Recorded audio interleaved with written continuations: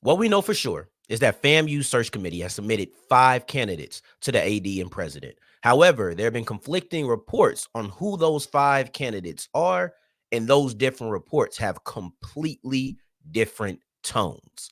Oh yeah, it's Locked On HBCU. Play my music. You are Locked On HBCU, your daily podcast covering HBCU sports. Part of the Locked On Podcast Network, your team every day.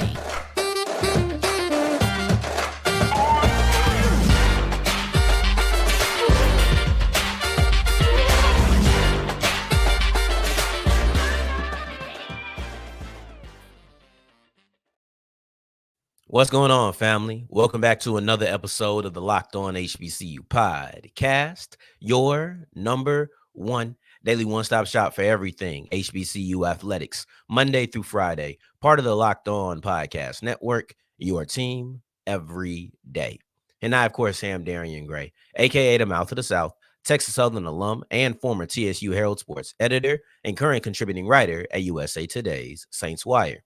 Thank you for going on this journey with me. Make it Locked On HBCU your first listen of the day every day. And remember, just because the mic cuts off does not mean that the journey is over. Just means it's time to follow me on Twitter at South Exclusives. Starts with an S and ends with an S. Today's episode is brought to you by FanDuel. Go to FanDuel.com/locked on to make every moment more. And now new customers to FanDuel will get $150 back in bonus bets with a $5 bet, win or lose. We wrap up today's episode with Norfolk State men's basketball head coach Robert Jones hitting a big-time milestone that we'll unpack at the end of the show, where we kick it off with a two-part, the dual feature, the back-to-back FAMU's head coaching search, because we know that 5 candidates have been submitted, but these two different reports have two completely different tones, and I'll expand on what that exactly means in this first segment before we create our own 5 for FAMU. Now, I would love to know who your 5 is. Obviously, you can't tell me right now, but I would love to know who your 5 are. So let me know in the comments, or if you're going to tweet me, let me know. But these are the two different lists, and I've seen 2 myself. Now, Offscript has dropped the list, and this is who he says that the FAMU search committee has narrowed down to 5 candidates: James Colzie, Billy Roll, Ryan Smith, Fred McNair, Joseph Henry. One of those does not look like the other. Let me say it again: James Colzie, Billy Roll, Ryan Smith, Fred McNair, Joseph Henry. One of those does not look like the other. Now, let's look at this second list that I have before we talk about why one does not look the same. The second list, dramatically different. You have Colzie, Reggie Barlow, McNair, Van Malone, Tremaine Jackson. One of those does not look like the other. Let's go through them again. Colzie, Reggie Barlow, McNair, Van Malone, Tremaine Jackson. One of those doesn't look like the other. I was able to end each list with the same sentiment. One does not look like the other, right? You're probably tired of hearing it by this point. I said it 4 times. But here's the thing. In each situation, there's one outlier. In the first list, it's Fred McNair. He's the only guy who is not in-house. I know Billy Rowe technically isn't in-house because he retired, but we're going to count him as in-house because he pretty much is. Then you look at the second list. Colzie is the only person who's in-house. So you go from a nearly complete list of in-house candidates, with one exception, to a complete list of out-of-the-house candidates with one exception. These are drastically different tones. One says we're going to give the FAMU alum the options that they want because they don't know who the pick's going to be, but we're going to give them their way. The other one says we're going to give Tiffani Dawn Sykes her way. These are two completely different things. If I told you Colzie, Roll, Smith, Fred McNair, and then Joseph Henry, right? If I told you those 4 names, you would say, oh, yeah, that came from a FAMU alum. All 4 on the coaching staff, and then you have Fred McNair. If I told you Colzie, Reggie Barlow, Fred McNair, Van Malone, and Tremaine Jackson, you would say, so Colzie's the only person on this list who is actually in-house? Oh, yeah, this is Tiffani Dawn Sykes. Like that. That's what this says. It almost reads And I'll tell you the truth, I don't think either one is completely correct. But it almost reads as if the search committee went to one party and didn't go to the other one. However, because we have two different lists, you don't know which party they went to. I think it's really a melting pot. I think that it's in the middle. But I'll say this. If your team run it back, you probably hope off script is right. I don't know if anybody's team don't run it back, right? I don't know if that exists. Is there anybody outside of Tiffani Dawn Sykes, but is there anybody who is just anti-running it back? I don't know. But what I will say is that the truth about this list is likely somewhere in the middle. I don't believe that the committee would go in and have 4-1.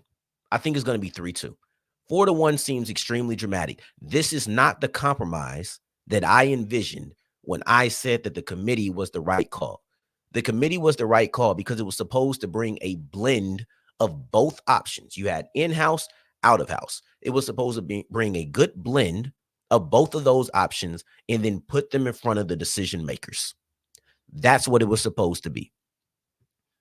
Though, so I can keep some consistency, one thing I did say on yesterday or last week, whenever it was, because it wasn't yesterday, it was sometime last week.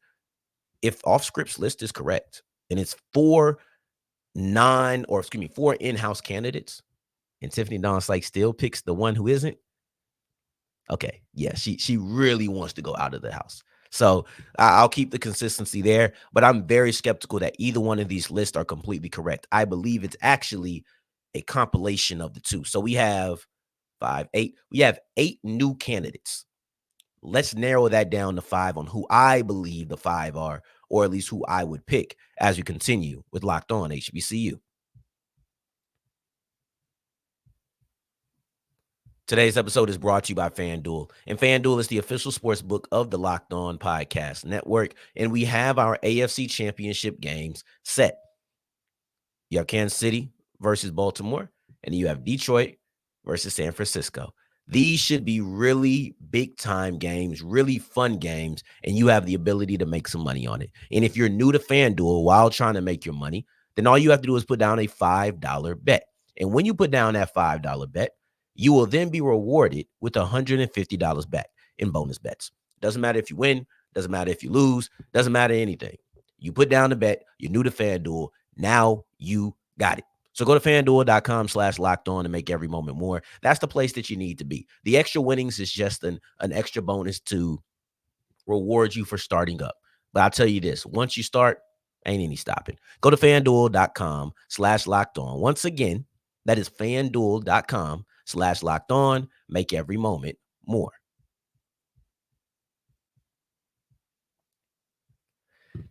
As we continue rolling on today's episode of Locked On HBCU, I appreciate you for making this your first listen of the day every day. And remember, for your second listen, we are checking out Locked On Sports Today. We got to make sure we check that out. First of its kind, 24/7, all day, every day. First of its kind on YouTube. Now, we've looked at the two lists. We've looked at the conflicting reports and why they're too drastically different.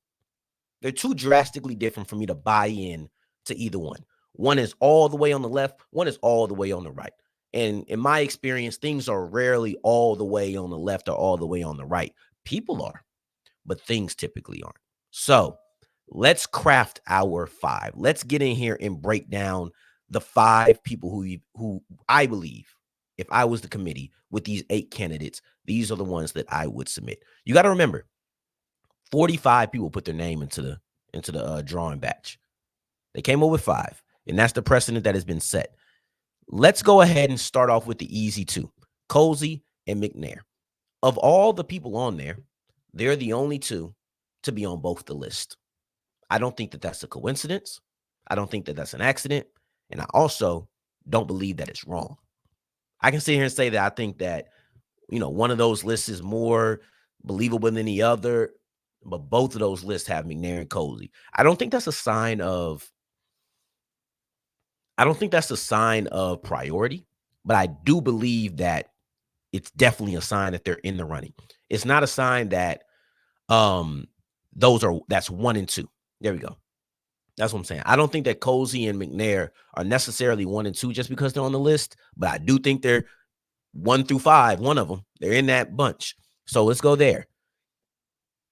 Then let's follow it up with what we're now predicting.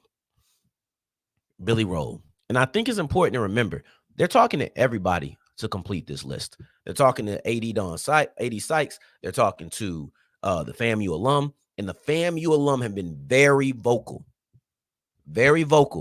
about not only wanting Colzie, but then also wanting Roll. They haven't shied away from that. They haven't stepped away and changed their opinion.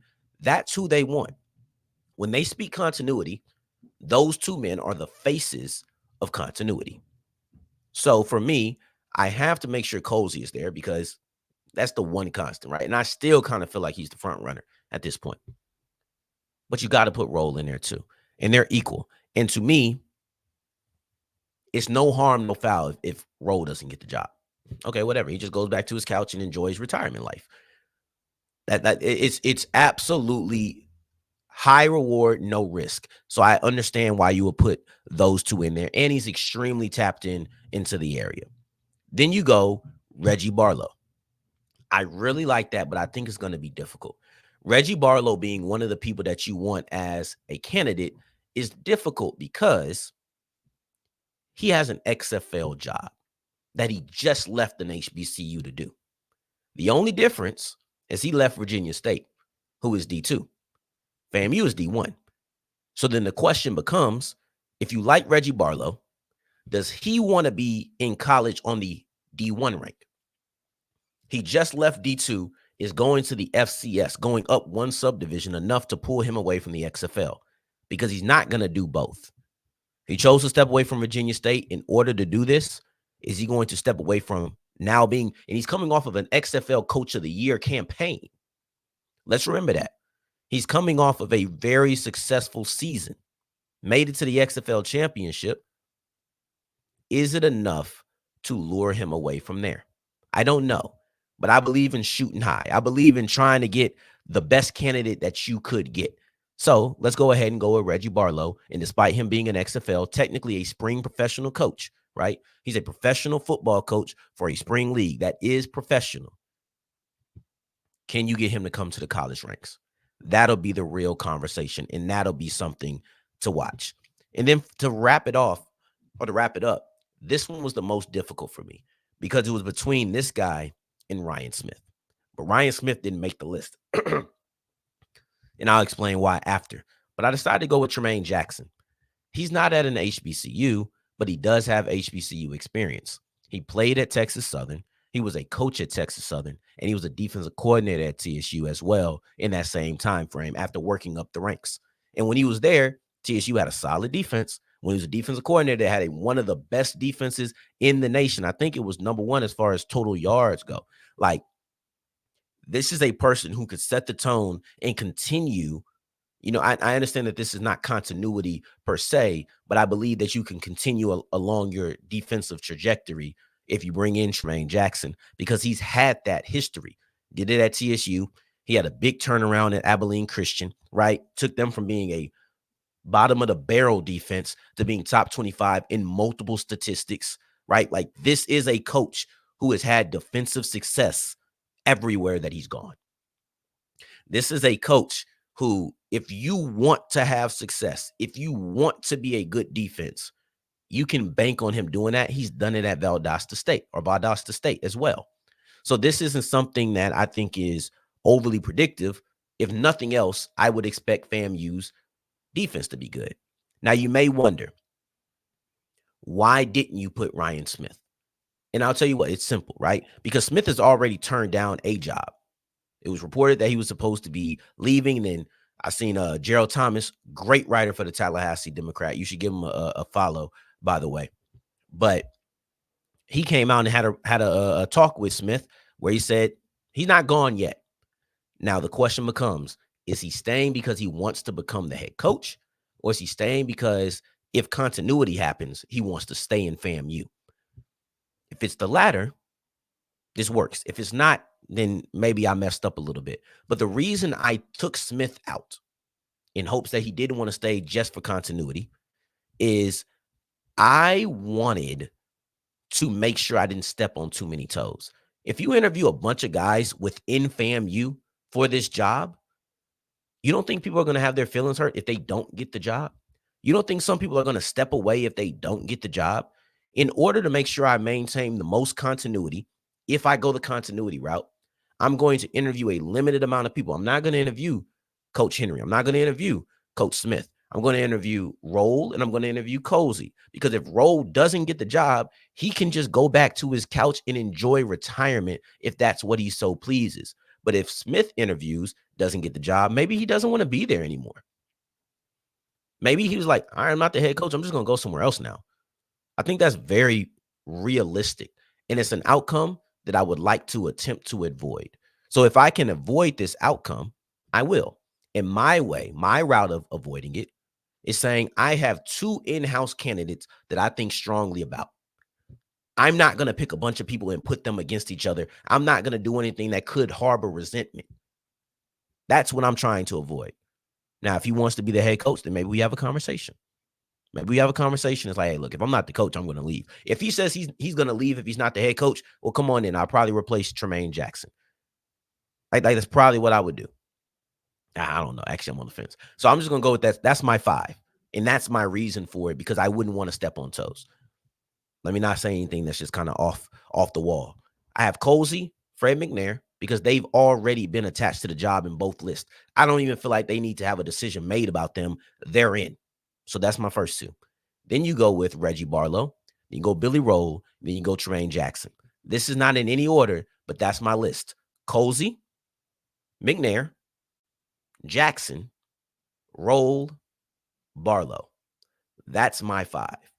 Hopefully I can get yours as well. Now, as we push forward, we're going to move off of FAMU's coaching search and get to somebody who's been decorated, somebody who has accomplished a lot and just checked off another milestone this weekend, and that's Norfolk State men's basketball head coach Robert Jones, who just won his 200th game. Let's break that down as we continue with Locked On HBCU.